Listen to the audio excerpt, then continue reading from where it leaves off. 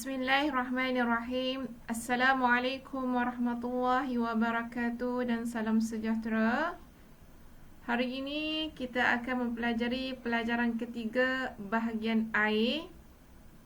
Sebelum kita mempelajari tentang bahagian air, marilah sama-sama kita membaca doa sebelum belajar. Bismillahirrahmanirrahim. Allahumma aftah alaina hikmataka wanshur alaina min khazaini rahmatika ya arhamar rahimin. Amin ya rabbal alamin. Hari ini kita akan mempelajari fiqh tahun 1, iaitu pelajaran yang ketiga, iaitu bahagian air. Okey. Berkenaan dengan bahagian air ini, kita akan lihat terlebih dahulu tentang bahagian-bahagian air. Yang pertama iaitu air musyammas. Apakah itu air musyammas? Seperti selalu cikgu boleh sampaikan, iaitu air dalam bekas logam, bukan emas ataupun perak, yang terdedah dengan cahaya terik matahari. Misalnya di tanah Arab. Dan air mustakmal iaitu air pada basuhan, air titisan air pada basuhan yang pertama wuduk itu, iaitu basuhan yang wajib dibasuh apabila kamu mengambil wuduk itu. Air itu menitik masuk ke dalam bekas yang kurang daripada 2 kolah. Itu dipanggil air mustakmal. Air mustakmal ini tidak boleh digunakan untuk mengambil wuduk. Dan air mutanajis itu air yang bercampur, air yang kurang daripada 2 kolah. Misalnya air yang terdapat di dalam gelas yang kecil itu, dan ia dimasuki oleh tahi cicak. Banyak tahi cicak pada permukaan gelas tersebut, pada dasar gelas tersebut. Jadi air itu bertukar warnanya, bertukar baunya, itu dinamakan air mutanajis. Dan air muqayyad, air yang berkait, misalnya air sirap, air kelapa, air nila. Dan air mutlak, misalnya air hujan, air embun. Okey. Jadi kita lihat di sini air mutlak. Apakah pengertian tentang air mutlak? Okey. Air mutlak. Okey. Air mutlak. Apakah pengertian tentang air mutlak? Okey. Air mutlak iaitu air yang suci lagi menyucikan. Air yang suci lagi menyucikan. Okey. Itu dinamakan air mutlak. Okey, contoh-contoh air mutlak ini adalah contoh air mata air. Itu contoh yang pertama, iaitu air mata air.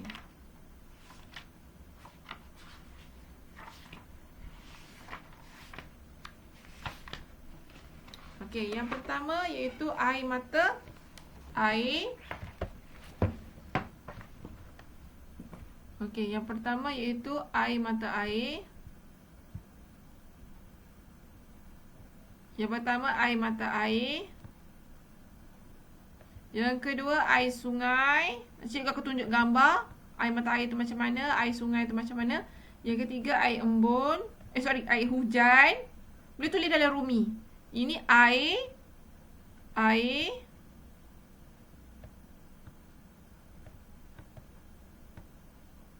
okey, mata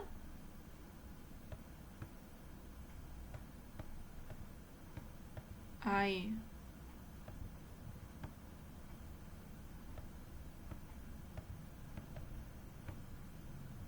Air sungai.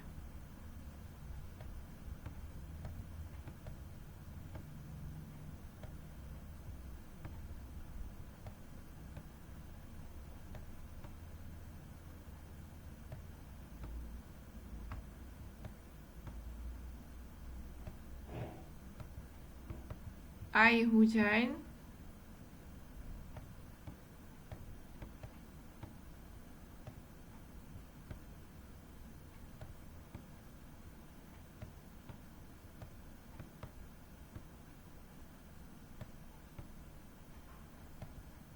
Air paik.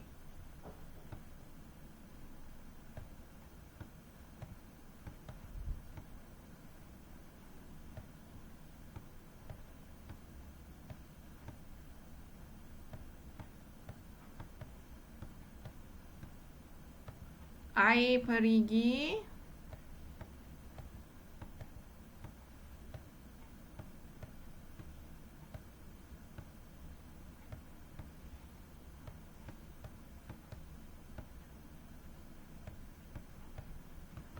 I embun.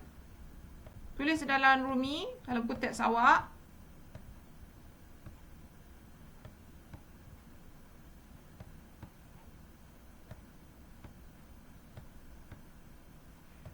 I salji.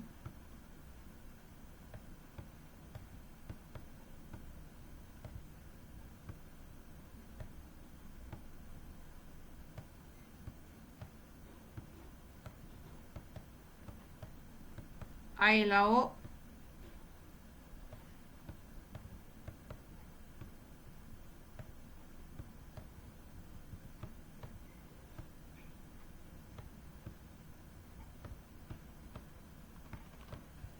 Okey.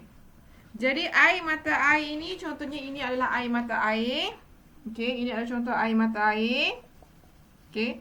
Dan air sungai, ini adalah contoh air sungai. Air sungai ni contohnya air sungai di Kemesah ataupun air sungai yang mengalir. Pastikan air sungai itu mengalir. Kalau air sungai itu bertakung dan terdapat contohnya laping bayi ke yang bernajis dalam air sungai bertakung itu, maka itu bukan dinamakan air mutlak. Air hujan yang turun daripada daripada langit turun kepada bumi, dan air paip, air sumber paip seperti yang berada di rumah kita. Air perigi, ini contoh gambar air perigi. Okey, air perigi. Air embun, air salji. Ini adalah contoh-contohnya air, jenis-jenis air mutlak. Jadi, cikgu pastikan murid-murid semua dapat ingat dan dapat hafal ke-8 jenis air mutlak ini. Okey. Ada satu cerita air mutlak yang ke-9, iaitu air mutlak yang keluar daripada jari jemari Nabi Muhammad sallallahu alaihi wasallam. Jadi air yang terpacuk-pacuk keluar itu digunakan oleh askar pada ketika itu untuk mengambil wuduk sallallahu alaihi wasallam. Okey. Dan seterusnya air musyammas. Okey, air musyammas ini iaitu okey, sebelum kita masuk kepada air musyammas, kita lihat kepada muka surat 16 ada buku teks. Pilih gambar di bawah sama ada air mutlak atau tidak. Okey. Okey, gambar yang pertama, gambar ini yang pertama, ini menunjukkan gambar air embun, air paip. Okey. Ini air kopi, ini bukan, air kopi, air kelapa, ini bukan air mutlak. Air mutlak itu air embun, air paip, air hujan, air sungai. Yang ini yang kita kena bulatkan, iaitu air apa? Air mutlak, iaitu air embun, air paip, air hujan, air sungai. Okey, ini namakan air mutlak. Adapun air kelapa dengan air kopi ini adalah air mukayyad. Okey. Lihat pada muka surat 16, buku teks aktiviti. Yang pertama, pilih gambar di bawah sama ada air mutlak ataupun tidak. Okey, air mutlak iaitu air embun, gambar yang pertama, gambar daun tu, air paip tu, air hujan dan air sungai. Itu dinamakan air mutlak. Okey. Dan seterusnya, kita tengok pula, tahukah anda sukatan 2 kolah bersamaan 270 liter? 2 kolah cikgu selalu sebut tu, iaitu sukatan dia 270 liter. Kalau kurang daripada 270 liter, ada tahit masuk ke dalam bekas yang berisi air yang kurang daripada 270 liter, maka air tersebut dinamakan air mutanajis. Tapi kalau sekiranya air yang lebih daripada 2 kolah itu, yang lebih daripada 270 liter itu, okey, air yang lebih daripada 270 liter tersebut, masuk najis ke dalam 2 kolah tersebut, makanya najis yang masuk dalam 2 kolah tersebut, dia tidak berubah warna, rasa dan bau, maka itu masih lagi dinamakan air mutlak. Okey, dapat faham. Tapi untuk peringkat awak kena ingatlah, Sukatan 2 kolah bersamaan 270 liter.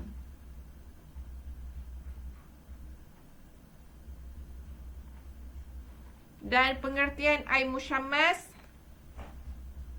Pengertian air musyammas, baca dah faham. Pengertiannya air yang berada di dalam bekas logam selain emas dan perak yang terdedah kepada panas matahari.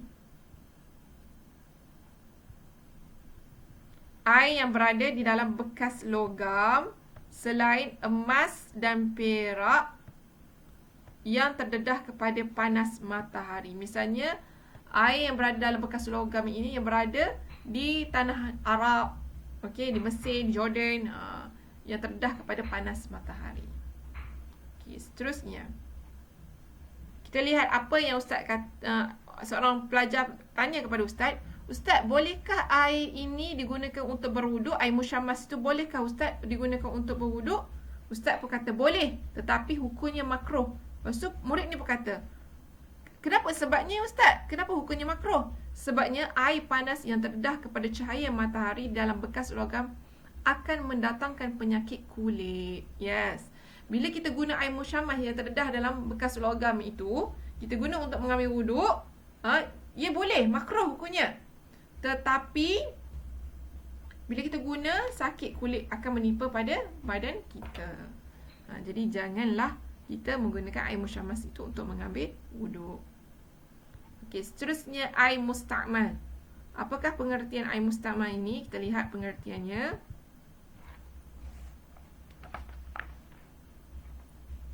Jadi sebelum kita masuk kepada air musta'mal, aktiviti yang pertama, murid menyebut erti air musyammas secara berkumpulan. Apakah maksud air musyammas? Iaitu air yang berada di dalam bekas logam selain emas dan perak yang terdedah kepada panas matahari. Itu adalah pengertiannya.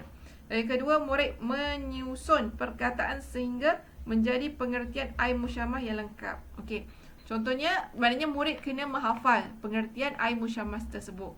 Okey, air musyammas, cikgu ulang, iaitu air yang berada di dalam bekas logam selain emas dan perak yang terdedah kepada panas matahari. Itu adalah maksud air musyammas. Okey. Dan pengertian air musta'mal pula. Pengertian air musta'mal, apakah pengertian air musta'mal? Air yang telah digunakan bagi mengangkat hadas dan kurang daripada 2 kolah. Air yang telah digunakan bagi mengangkat hadas dan kurang daripada 2 kolah. Itu dinamakan air musta'mal. Itu air yang telah digunakan bagi mengangkat hadas dan kurang daripada 2 kolah. Air musta'mal ni biasanya kalau kita ambil wuduk, kan, pada basuhan yang pertama, pada anggota yang wajib dibasuh wuduk itu, contohnya cikgu ambil contoh, anggota yang wajib dibasuh wuduk iaitu muka, tangan sampai ke siku, menyapu sebahagian kepala dan membasuh kaki sampai ke buku lali. Itu adalah anggota yang wajib dibasuh wuduk. Jadi air wuduk itu tertitik dalam bekas yang kurang daripada 2 kolah tertitik. Maka air tersebut dinamakan air musta'mal. Air yang telah digunakan bagi mengangkat hadas dan kurang daripada 2 kolah itu dinamakan air musta'mal. Okey.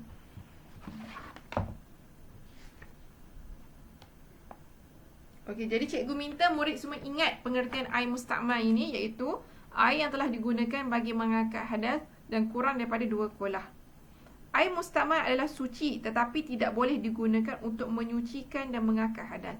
Air musta'mal ini adalah suci tetapi tidak boleh digunakan untuk menyucikan dan mengangkat hadas.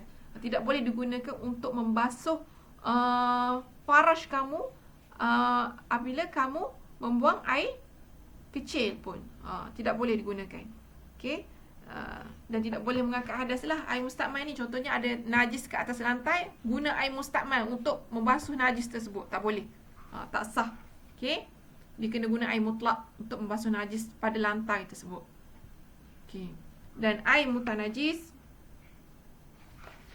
Okey, air mutanajis iaitu pengertiannya air yang kurang daripada 2 kolah dan terkena najis. Air mutanajis iaitu air yang kurang daripada 2 kolah dan terkena najis. Dan air seterusnya, pengertian yang kedua, Okay, yang pertama, air yang kurang daripada 2 kolah dan terkena najis. Ini pengertian yang pertama. Air kurang daripada 2 kolah. 2 kolah bersamaan dengan 270 liter. Maknanya kurang daripada 270 liter. Bekas yang kurang 270 liter. Contohnya bekas yang boleh mengisi air 100 liter, masuk najis tai cicak di dalam tu. Jadi air tersebut dinamakan air mutanajis. Dan air yang bercampur najis walaupun lebih daripada 2 kolah, apabila berubah salah satu daripada 3 sifat iaitu warna, bau dan rasa, maka air tersebut dinamakan air mutanajis. Misalnya air tersebut, contohnya air lebih daripada 2 kolah, misalnya dalam kolah. Okay? Dalam kolah seperti gambar ini. Dalam kolah ni cikgu rasa kamu nampak dalam muka surat 19, dalam buku teks, ada bangkai tikus di dalam ini. Berubah warna, berubah bau, berubah rasa. Maka ini dinamakan air mutanajis.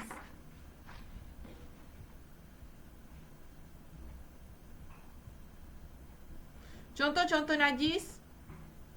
Contoh-contoh najis iaitu yang pertama darah. Yang kedua bangkai. Yang ketiga benda yang keluar dari kubur dan dubur. Arak dan babi. Ia adalah contoh-contoh najis. Darah, contohnya tangan kamu terluka, kena pisau, darah keluar, maka ini adalah najis. Darah itu adalah najis. Bangkai, misalnya bangkai kucing, itu adalah najis. Benda yang keluar dari kubur dan dubur. Okay, benda yang keluar daripada kubur dan dubur, itu adalah najis. Dan arak itu adalah najis. Dan babi itu adalah najis. Anjing juga adalah najis.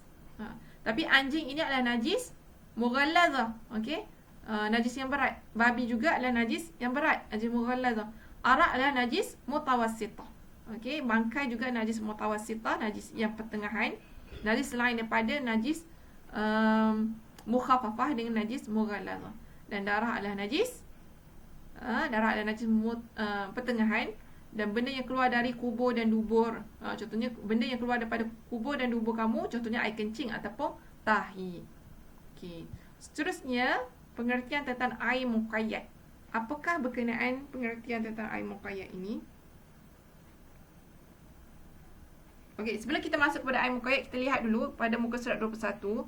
Tahukah anda air mutanajis tidak suci dan tidak boleh digunakan untuk bersuci? Air mutanajis tidak suci.